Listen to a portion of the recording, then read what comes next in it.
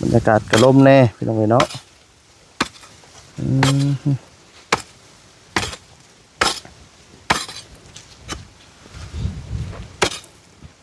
นี่คือเห็ดแบบดินเจ้าเป็นตางามอยู่บ่เจ้าวะจักเลยน้องก็บ่เคยปลูกดินแบบนี้มันเป็นดินทรายมันเนาะเป็นดินทรายได้ดินทรายไข่กระปูคือว่าเขาต้องได้ใส่อันขี้เก็บผสมน้ำใส่ฝุ่นเนาะแม่นใส่ฝุ่นใส่อย่างน้ำจังนั้นมันก็จะได้เปลี่ยนดินเด้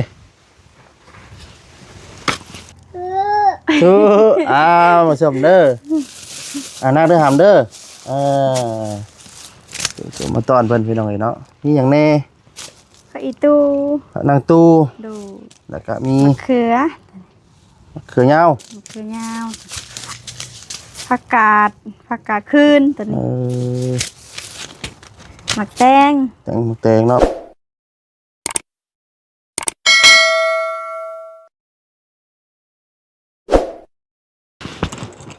พี่น้องเนาะ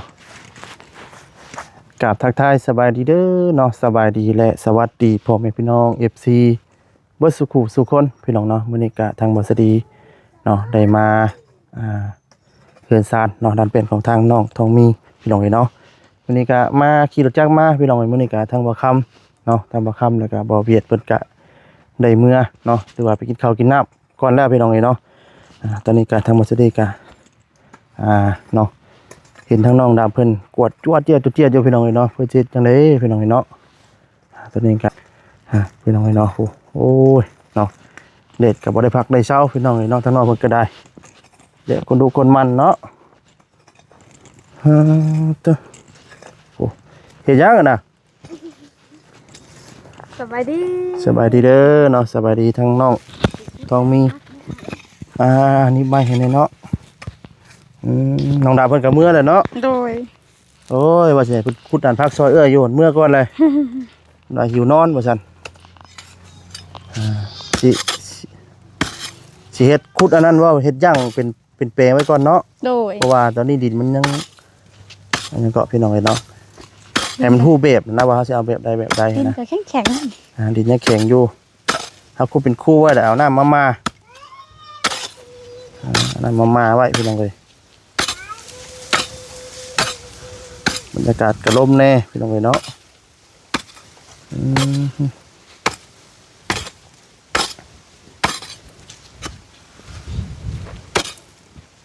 นี่คือเห็ดแบบดินเจ้าเป็นตางามอยู่บ่เจ้าวะจักเลยน้องก็บ่เคยปลูกดินแบบนี้มันเป็นดินทรายเนาะมันเป็นดินทรายได้ดินทรายไข่กระปูคือว่าเขาต้องได้ใส่อันขี้เก็บผสมน้ำใส่ฝุ่นเนาะแม่นใส่ฝุ่นใส่อย่างน้ำจังนั้นมันก็จะได้เปลี่ยนดินเด้เห็ดนานบ่ใหญ่เนาะโดยนานน้อยพี่น้องเลยเฮ็ดน้ำสบาย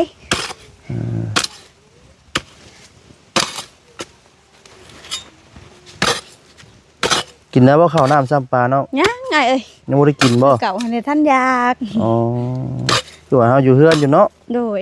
อยากจะได้กินยำนั้นลูกชายเพิ่นก็ตื่นแล้วพี่น้องเนาะก็ได้โดยมาเด้อ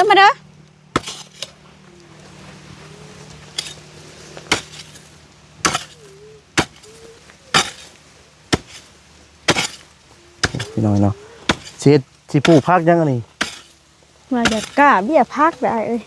เจ้าสิปลูกผักยังแน่น้องว่าจะกล้าเบี้ยมักเพชรเอาเฮ็ดเขือเฮ็ดเบี้ยนานปลูกพริกโดยจะเบี้ยพริกก่อนโดยไปกินข้าวต้มจักบ่เกเพิ่นก่อนเนาะอุ้ยต้มควายเจ้าต้มคอยลูกจะเป็นจังไดจิตใจจังพี่น้องเนาะว่าได้อยู่น้ำลูกนี่แล้วก็ได้ถือไว้ตัวนี้ก็มาน้อยหลังมันกับเมื่ออะไรเพิ่นกันจากนอนกับเพิ่นเมื่อเฝ้าเบิ่งเต่าในเนาะเต่าคือนี่ว่าเต่าดุว่าซั่นดุทางเจ้เพิ่นโทรมาบอกเจ้เพิ่นก็ทมให้ เนาะอีกบ่กี่มื้อก็ได้พักแม่นบ่ แม่น พักปีใหม่ เฮ้ยเด็กมาออกเด็ก มันออกเลยค่ะเปื้อนท่านนี่ เพื่อนไหนกูเก่า โอ้ยฮะเฮ็ดได้เอา กู โอ้ไปบัด ตัวเนี้ยเนาะ นานพาข่อยบิดเด้อเจ้ามาข่อยแกะข้าวต้มไอ้เจ้า สิกล้าบ่อยากพริกแล้วก็ หวานผักกาดเนี่ย หวานผักกาดเนาะ ผักกาดดอกเด้ ช่วงนี้เนี่ยยามหนาวใครจะปลูกก็สบายมีนาอย่างแน่ว่านี่ทั้งบ่แสนเพิ่นมาซื้อมาให้ ลายไอ้มะเขือมะเขือ เดี๋ยวจังน้อยจะไปเบิ่งเนาะ ดู พี่น้องเว้ยมีในหมักพริกมะเขืออย่างนั้นแนวอยู่น้องเว้ยอันนี้ดินนี่เจ้าควรมื้อเช้านี่บ่นี่ โดย อ๋อปั๊มน่ะดินมื้อเช้านี่เลย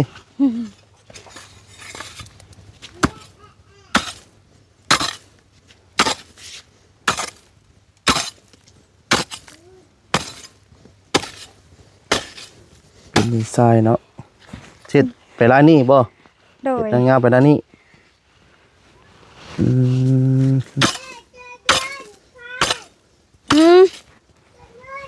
เจอเงินขาดมาใส่ลูกก็ได้ ยังเกาะเพิ่นว่ายังเกาะ เจอเงิน เงินขาด นี่ จะเก็บเงินบ่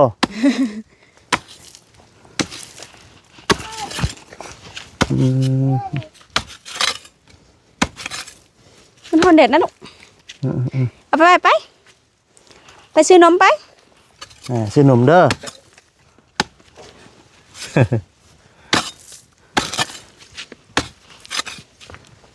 ก็นี่ยังได้หดน้ำมันอยู่บ่น้องก่อนละไม่ยัง โดย จะได้หดอยู่บ่ ฮดพัวน้องฮดมื้อเช้านี่นะน้องมาพวนดินถม อืม มันก็เริ่มฮด เพราะว่าเมื่อกี้นี่หญ้าเนาะ โดย เสียหญ้าก็แล้วถ้าหดน้ำเลยซัดขึ้นเลยเด้อบัด เว้าน้ำเจอยู่ป่ะลูกว่าสิไปขอขี้เหลื่อยดำอีแม่มาใส่ต้นไม้เด้ป่ะ อืม โอ้ยว่าฮิบเจ้ามาหาบเอาลูกไอ้เพิ่นว่า เป็นกะเบ่งให้เนาะ โดย ยากต่อเพิ่นนะพี่น้องเอ้ยใจดีดอกพี่น้องเอ้ย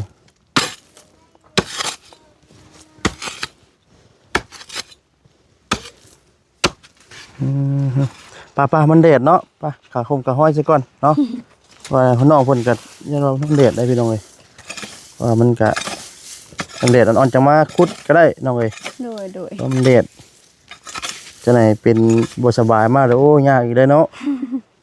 พี่น้องเอ้ยไป้าให้น้องมันกระโฮมไปแล้วก็ไปเบิ่งกันในภาคในหญ้าเขาเลยพี่น้องเอ้ยเนาะเขาสิปลูกยังไง มื้อเช้านี่นะพัวน้องเพิ่นอันนั้นได้ หึ เพิ่นว่าได้มะเขือ เฮ้ยอ๋ออีพุ่นบ่ โดยแล้วเพิ่น อ๋อ เอาได้มะเขือไปแซมอยู่หั่น เฮ้ยเบิ่ง น้อง ดู ว่า เนาะ ทางหญ้าก่อนนะว่าย่านหญ้าขึ้นนะ เลยแซ่บบ่หามแซ่บบ่แซ่บบ่แซ่บหลายบ่ แดดคักน้อย เอาเบิ่งสิบ่าวสิเอาชมให้นี่แซ่บหลายบ่ เงินไปแล้วผู้เงินไปแล้ว นี่เอานี่ผู้ชมนี่เฮ็ดได้ก่อนนะ มาชมเด้อนั่งเด้อหามเด้อมาตอนเพิ่นพี่น้องเอ้ยเนาะนี่หยังแน่ ข้าวอีตู นางตู้ ดู แล้วก็มี มะเขือ เขือยาว มะเขือยาวผักกาดคืนตัว เอ นี้ อ หมักแตง แตงเนาะแตงจริงบ่ มันสิหมากอยู่บ่อ้ายตัวนี้น้องเคยปลูกไว้เพิ่นบ่หมากเด้ หมากบ่ลูกบ่ บ่หมากเลยอ้าย เออ ดอกอยู่หักบ่จับ ลองให้พัวปลูกเบิ่ง มะเขือตัว มะ นี้ เขือมะ ผัก ฮุ้ง บุ้ง มะละกอ ลักๆนี่ก็ว่าจะกล้าเบี้ยบักหุ่งแน่น้องนี่ มะกรูดมะฮุ้ง โดย บ่ได้ตำเนาะ โดยแตงโมอัน แต นี้ งโม มะเพชร เพชรแต่เดียว มะเขืออันนี้ มะเขือ มะเขือกับหลายพันธุ์แตงโมตัว โอ้ นี้ แสดงว่าซื้อมาอย่างละ2-3ถุงยักษ์นี่เนาะนี่ เพชร อ๋อ มีภาพ สลัดบ่ สลัด สลัด สลัดกรอบมะ บัก ฮุ่ ฮุ ง งตัวนี้กัดดอกตัวนี้ เนี่ ตั ยว นี้ก็สลัดบ่ไอ้แม่นบ่ จังหวะเด้อพัก ไก่ สลัดคือกันตัวนี้ อ๋อ สลัดห่อตัว ส นี้ ลัดห่อบ่ นี่ อืม บักถั่วฟักยาว ถั่วฝักยาวเนาะ ไก่เน่า บักถั่วฟักยาว เดือดตัวยาว ปลูกแล้วทงหนึง ปลูกแล้วถุงนึง โดยเพิ่นน่ะปลูกชะนานน้องผัดเคยปลูกน้องว่าน้องคุดคุ้มอ้อมหัวนี่น้องว่า อืม ปลูกเป็นคุ้ม เช็ด ไป เช็ดให้มันขึ้นตามหิมหัวบ่ โดยขึ้นกระหน่างเลย บ่ย่านเบ้กินบ่ บ่มีนะไอ้บ่เห็นนะ เจอช่วงหนึงนี่เห็นมาอยู่ได้ช่วงประมาณเทือน บ่ มีเบ้ได้ ตั้งแต่น้องมาอยู่บ่เห็นได้ หรือว่าไปขังไว้ คื บ่ อ ได้ ว่า จัง เนี่ย เนาะ เฮาอยู่แบกอะมันมีหมาอยู่ ใช่เหรอเฮาก็ไล่อะเนาะ โดย ใครอยู่แล้วนั่งอย่านั่งใกล้แม่เนาะนั่ง ตกแต่งเด้ แต่ปลูกไปลองให้น้องๆเพิ่นก็เตรียมปลูกเนาะปลูกช่วงนี้เลยจังได้กินได้ไปลองให้เนาะ โด ว่าย เฮาปลูกใครก็เฮาซื้อเอาน้ำเพิ่นเนาะ โดย เมื่อตอนเด็ก เพิ่นก็หิวข้าวเลยจักนี่บ่ หิวข้าวตอนเช้าเราบ่กินข้าว ไปเดียวกับลูกชายว่าจะดีก็บ่กินข้าวตอนเช้า อืม วิตามินก็ซื้อมาให้กินก็คือเก่าไปลองให้เนาะบ่อยาก เป็นมันเด็กน้อยนะหรือว่าเป็นน้ำช่วงบ่เนาะ แม่บางช่วงกินหลายก็ เทื่อ กินนะ เทื่อต้องไม่ยั่วกินนะพี่น้อง แม่นคันละคาดหวังให้เพิ่นกินข้าวหลายนี่บ่ได้นะแล้วแต่เพิ่นสิกิน หักจ้อยก็นี่ลูกชายว่าจะดีพี่น้องวิตามินให้กินก็บ่กิน เอาลูก ข้าวก็บ่กิน ไปถิ่มข้าวไผ ซื้อวิตามินตัวอันที่ว่าอันเม็ดแต่เรืองๆนะเดี๋ยว กิน วิ พวก ตามิ วิ น ตามินเพิ่นก็กินบ่ ก็วิตามินจังว่าสิมีวิตามินตัวอื่นหรือบ่จังเนาะให้กินจักหน่อยกินก็แซ่บมีบ่เนาะ มันก็มีนะมันมีหลายแบบนะน้องก็เคยซื้อมาให้ลูกกิน เวลาน้องออกซักยาอยู่คลินิกหน้าซ้ายน่ะน้องที่ซื้อเข้ามา อืม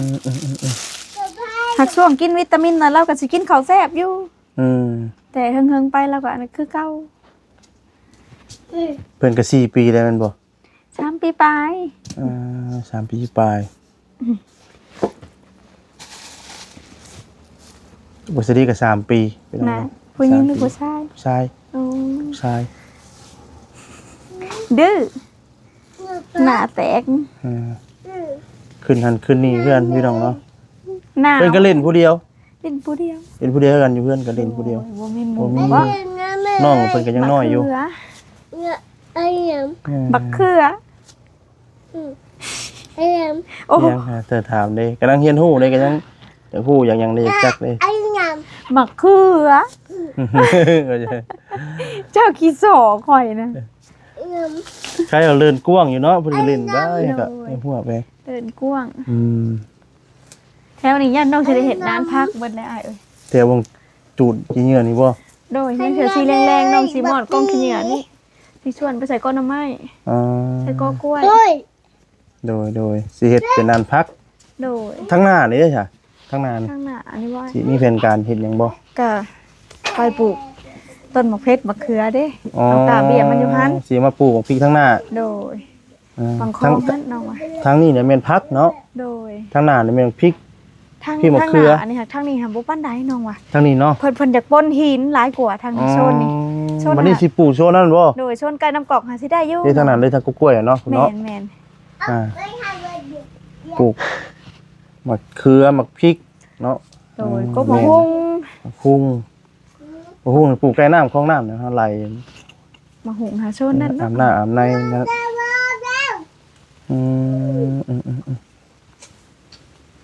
เป็นได้เห็นว่าสิงเราบ่ได้เข้ามาหาบ่ช่วงนี้เห็นในคลิปอันของเบา มื้อนี้บ่ได้มา แอนบ่ได้มาบ่ มาอยู่พนักกายไปพุ่น อ๋อ เพิ่นบ่ได้แวะเขามานี่ เนี่ยวันเราเข้ามาขอน้ำขอในอีกสำหรับพี่น้องเนาะอืม มื้อก่อนๆนะเขามาอยู่ อืมอืม เสียงดังจัง ก่อนเราเข้ามาอยู่เนาะ โดย เข้ามาขอน้ำกินน้ำเนาะ โดย แล้วกับปกติของเราเลยเนาะแล้วกับเฝ้าไปเฝ้ามาพี่น้องเนาะว่าสิก็ได้ ไปไวมาไวบ่ ไปมาไว รีบเขอบ่าอะไรกันแล้ว เดี๋ยวเข้าป่า เนี่ยน้ำก็บ่เห็น อยู่ป่าอยู่ดงอยู่ดอนไปแล้วก็ได้ น้ำเพิ่นนะว่าลูกอัน กินแล้วหลายกินแล้ว ดื้อ แล้วเราเพิ่นซื่นอยู่ดอกมื้อนี้เนาะมื้อนั้นเพิ่นบ่ได้นอนเว้นมื้อน่ะ เฮาก็ได้นอนมื้อนี้ได้ยอดอู่ ไม่ได้อู่หลดลับ นอนอูใหม่บอกเลขเกือบถึกปลาลุงเกือบถึกเลขเด้อคืนนี้เนาะ เพิ่นบอกเลขไก่ออกเลขเอี้ยนพี่น้องเลย ผิดพลาดหน่อยหนึง แพ้ตัวหนึงเลขกอไก่ ก็ใกล้แล้วบ่พี่น้องเนาะ ไป อืม ไปเก็บชุบ จินมา 4 ปี ไปแกะให้อึ๊บนี่ 4 ปี5 ปีก็ได้เข้าเฮียนน้ำอ้ายแล้วเนาะ แม่นจักสิอยู่จักบ่ผู้นี้อ้ายเอ้ย เป็นนี่ได้ก็ เราอยากดื้อกว่าผู้อ้ายได้ แม่นบ่ ได้ บ่ได้คือกันบ่ บ่คือเราอยากแอบเวลาเราแอบนะเวลาหายเราบ่ฟังไป อืม แล้วก็เสื้อผ้าคือกันเราเลือกนุ่งแต่โตเราอยากนุ่ง ต้องเลือกเองบ่ แม่น อ่า ถ้านุ่งหายเราก็หาย ค แล้ รั ว บ ก็ บ่คือ คัด ผู้อ้ายบ่ บ่ เก็บใช่วะ คือว่าแต่ละคนเนาะบ่คือกัน ลูกก็บ่คือกันน้องว่า แต่ละคนบ่ ลูก คือกัน พ่อแม่เดียวกันบ่คือกัน แม่นคือว่าได้ผู้อ้ายลูกครึ่งเนาะ แม่นเด้อ นี่ลาวต่อลาวเลยผู้นี้ ผู้นั้นน่ะบ่ยากปานใด อืม ผู้นี้น่ะบ่ได้ แต่ว่า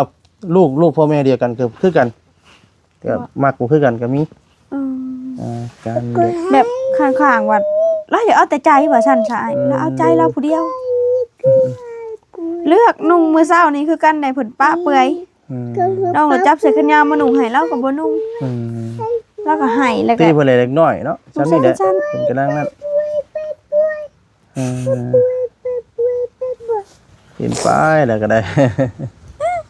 เจ้าสิเป็นโรคพักข่อยได้บ่ค่อยปลูกพักเด้อ ลูกหญ้าได้อยู่เนาะมีลูกพักแม่บ่ได้เนาะ เราเด็ดได้ปักบัวน้องปลูกอยู่บ่ อ เราเด็ดคือแบกกัดนี่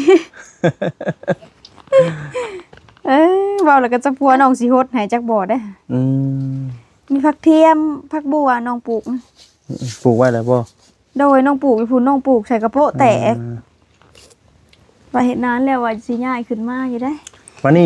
สิพากันปลูกผักก่อนบ่หรือว่าสิเอาเป็ดเอาหยังเข้ามาก่อน อยากได้เป็ดให้เข้ามาหักยังบ่ทันมีแนวอ้อมทางนี้เป็ดนะ อืม ตะนางเรืออยู่นี่แหละน้องไปหนิงทางนั้นหามันพอดีทางนั้นเลย พอดีทางนั้นพอดีบ่ โดย วันนี้ยังเหลือเบิ่งนี้บ่ โด นี่ ย เนาะ ยังขาดแต่ทางนี้คือฮอด เขาเอง จะ มัน ได้เป็ด มัน ก็ มัน ได้ สิบ่บินบ่ กะเพิ่นอาจสิบินแต่สิลกปีกเพิ่น อ๋อ ห มั รื น อ บ่ บ่ บิน บาง บ่ เถื่อก็เฮามุงหลังคาให้เพิ่นบ่ จังหว่าเด้อพี่น้อง ก็ต้องลองเบิ่งก่อน มันต้องเนาะมีหลังคาให้สิดีอยู่เพราะว่าฝนตกฝนลิ้นเลย จะเบิกกลัว เฮ็ดพอเฮาเฮ็ดทีเดียวก็แล้วเลยหั่น เบิกกันจะเบิ ฝ ก นตกฝนลิ้นกันได้ เบิ่ ว่า งเลยเด้น้องปะมาก็ได้ เดี๋ยวให้พุ่นมีหลังคาบ่ อยู่พุ่นเดี๋ยวเพิ่นอาศัยอยู่น้ำน้องน้ำอ้ายน้องบ่มีคอกให้เพิ่น อ๋อ เพิ่นนอนน้ำน้องน้ำ เออนี่บ่มีหนองน้ำเนาะสิพูดแล้ว แม่น จวดไปหาหนองน้ำบ้านบ่สร้างบ่ได้เนาะ เพิ่นก็สินอนประจำอยู่พุ่นบัดนี้ เออ ก็คือว่าแนะนำน้องเพิ่นก็ใส่อาบใส่อันนั้นอยู่ เนาะ ก็บางเถื่อบาง มัน ที ถือ ก็เมื่อยอยู่ เกี่ยวเลย ก็ เนาะ จังสิได้หิวเครื่องไปจากน้ำเพิ่นเท่านั้น เอ